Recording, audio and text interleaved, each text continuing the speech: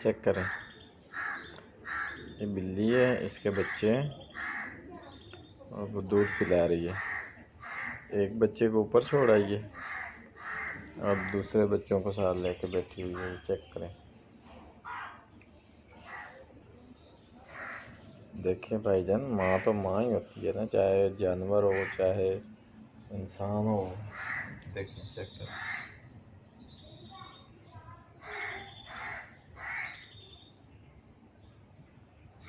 नज़र आ रही है आपको?